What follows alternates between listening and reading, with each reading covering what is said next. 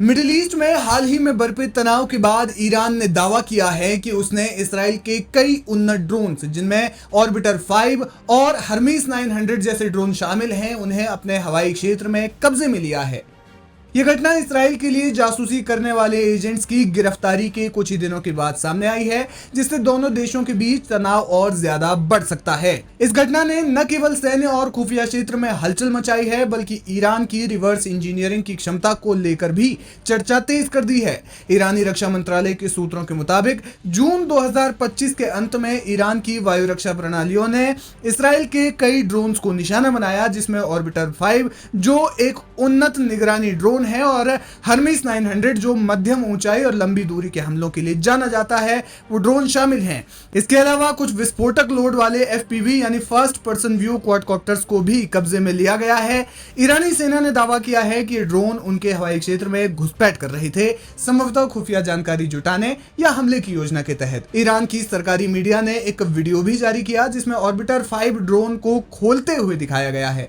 Video में इसके high resolution कैमरे, सेंसर सिस्टम और अन्य तकनीकी विशेषताओं को प्रदर्शित किया गया। एक सैन्य अधिकारी ने दावा किया कि ड्रोन्स लगभग पूरी तरह से सुरक्षित स्थिति में कब्जे में लिए गए, जिससे रिवर्स इंजीनियरिंग की संभावना बढ़ गई है।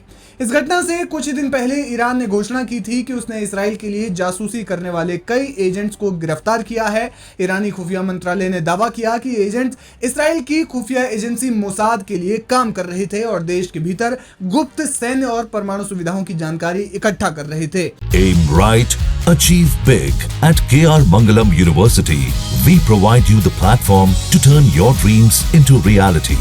At KR Mangalam University. इन गिरफ्तारियों को ईरान ने अपनी खुफिया क्षमता का प्रदर्शन बताया। विश्लेषकों का मानना है कि ड्रोन्स को कब्जे में लेना और एजेंट्स की गिरफ्तारी एक दूसरे से जुड़े हो सकते हैं। संभव है कि इन एजेंट्स ने ड्रोन के संचालन में सहायता की हो और उनकी गिरफ्तारी के बाद ईरान ने ड्रोन्स को ट्रैक करने और कब्जे में लेने की रणनीति अपनाई। रिवर्स इंजीनियरिंग ईरान का पुराना हथियार। ईरान के रिवर्स इंजीनियरिंग के इतिहास को देखते हुए इसराइल को इससे चिंता जरूर हो सकती है। दिलचस्प बात यह है कि अमेरिका और पश्चिमी देशों के तमाम प्रतिबंधों के बावजूद ईरान ने स्वदेशी टेक्नोलॉजी में महारत हासिल की है। ईरान का रिवर्स इंजीनियरिंग का इतिहास लंबा और बेहद प्रभावशाली रहा है। उसने पहले भी विदेशी सैन्य उपकरणों को कब्जे में लेकर उनकी तकनीकी को अपने हथियारों में शामिल किया, जिसके कुछ उल्लेखनीय उदाहरण भी हैं। उदाहरण के लिए साल 2011 में अमेरिकी RQ-170 सेंटिनल ड्रोन, जो कि अमेरिकी कंपनी लॉकहीड मार्टिन द्वारा बनाए जाते हैं, इस स्टील्थ ड्रोन को ईरान ने कब्जे में लिया और इसके आधार पर शाहेद 171 सिमोर्ग ड्रोन विकसित किया। साल 2012 में स्कैन ईगल ड्रोन, जो कि अमेरिकी निगरानी ड्रोन है, उसकी नकल कर ईरान ने यासर ड्रोन बनाया, जो कि उसकी सेना का भी हिस्सा है। ईरान ने इजरायली ड्रोन्स की भी रिवर्स इंजीनियरिंग की है। ईरान के रजवान ड्रोन्स को इजराइल के यूविजन हीरो सीरीज का कॉपी माना जाता है। अब कब्जे में लिए गए ऑर्बिटर 5 और हर्मीस 900 जैसे ड्रोन्स की तकनीक ईरान के लिए बेहद जरूरी हो सकती है। ऑर्बिटर 5 में उन्नत सेंसर और लंबी उड़ान क्षमता है, जबकि हर्मीस 900 स्टील्थ और मिसाइल हमलों की क्षमता से लैस है। अगर ईरान इनकी रिवर्स इंजीनियरिंग में सफल हो जाता है तो वो अपनी ड्रोन तकनीकी को और उन्नत कर सकता है, खासकर निगरानी, स्टील्थ और सटीक हमले की क्षमताओं में। माना जा रहा है कि इन ड्रोन्स की तकनीकी का इस्तेमाल ईरान अपनी वायु रक्षा को मजबूत करने में कर सकता है। इससे इसराइल और उसके सहयोगियों के लिए क्षेत्रीय सुरक्षा चुनौतियां बढ़ सकती हैं। इसके अलावा रिवर्स इंजीनियरिंग से ईरान अपनी सैन्य क्षमता को बढ़ा सकता है, जिससे मिडिल ईस्ट में सैन्य संतुलन प्रभावित हो सकता है। इसराइल ने अभी तक इस घटना पर कोई आधिकारिक बयान नहीं दिया है, लेकिन विशेषज्ञों का मानना है कि वो अपनी ड्रोन तकनीकी को अपडेट कर सकता है ताकि भविष्य में ऐसी घटनाओं को रोका जा सके।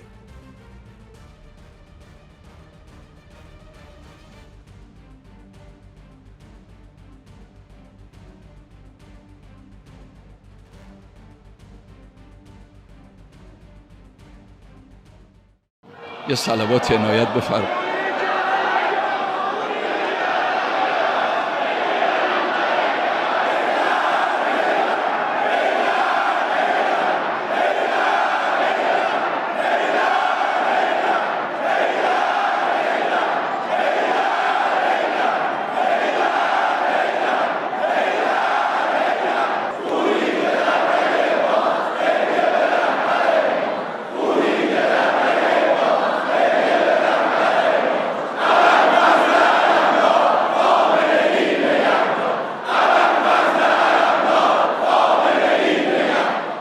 ईरान के सर्वोच्च नेता आयतुल्ला अली खामनेई इजराइल के साथ हालिया युद्ध के बाद शनिवार को पहली बार सार्वजनिक रूप से किसी कार्यक्रम में पहुंचे। इस कार्यक्रम में ईरानी लोग भी मौजूद थे जो खामनेई के समर्थन में लगातार नारे लगा रहे थे। दरअसल उन्होंने राजधानी तेहरान में आयोजित आशूरा की शोक सभा में भाग लिया था। इस कार्यक्रम में उनकी मौजूदगी न सिर्फ धार्मिक रूप से अहम मानी जा रही है बल्कि एक राजनीतिक संदेश के रूप में भी इसे देखा जा रहा है। दरअसल 13 जून से 25 जून तक ईरान और इजराइल के बीच लगातार युद्ध जैसे हालात बने हुए थे। उस वक्त उनकी हत्या की आशंका के बीच खामनेई सिर्फ रिकॉर्डेड बयान दे रहे थे। पब्लिकली उन्हें इस तरह मंच पर युद्ध के बाद पहली बार देखा गया है। पूरे 10 दिन के बाद उनका सार्वजनिक मंच पर आना ईरानी नेतृत्व की स्थिरता और नियंत्रण का प्रतीक बन गया है। वीडियो में साफ तौर पर दिख रहा है कि खामनेई के मंच पर आते ही उनके समर्थन में नारे गूंजने लगते हैं। Aim right, achieve big. At KR Mangalam University, we provide you the platform to turn your dreams into reality. At KR Mangalam University. मंच पर उनकी आंखों में रौब और आत्मविश्वास था। खामनेई इजराइल को इस कार्यक्रम से अपनी ताकत का अंदाजा कराना चाहते थे। जैसे ही उन्होंने इस सभागार में एंट्री ली तो उनके कंधे ऊंचे थे, चाल धीमी लेकिन अडिग, आंखों में दृढ़ता साफ झलक रही थी।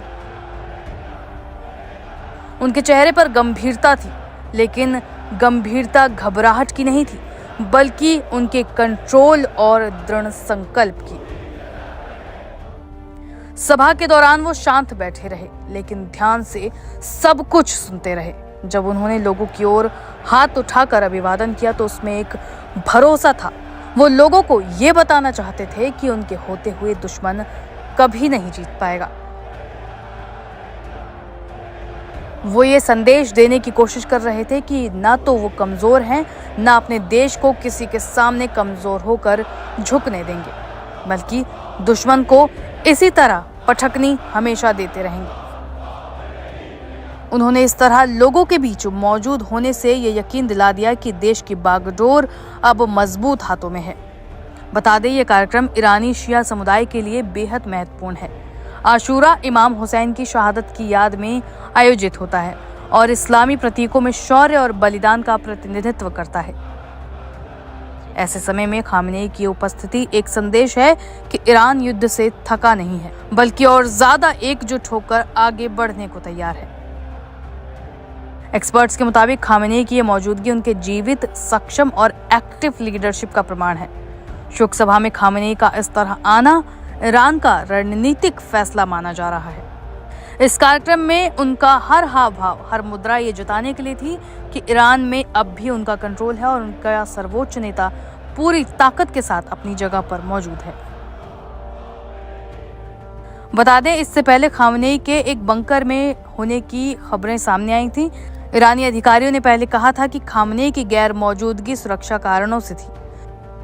युद्ध के कुछ दिनों पहले जब इजरायली हवाई हमले अपने चरम पर थे, तब उनकी सुरक्षा को सर्वोपरि मानते हुए उन्हें सार्वजनिक रूप से उपस्थिति से दूर कर दिया गया। अंतर्राष्ट्रीय एक्सपर्ट्स के मुताबिक ये चर्चा भी जोरों पर थी कि खामनेई किसी बंकर या सुरक्षित जगह पर हैं। हालांकि ईरानी प्रशासन ने बार बार ये स्पष्ट किया कि वे स्वस्थ हैं और सभी चीजें कंट्रोल में हैं।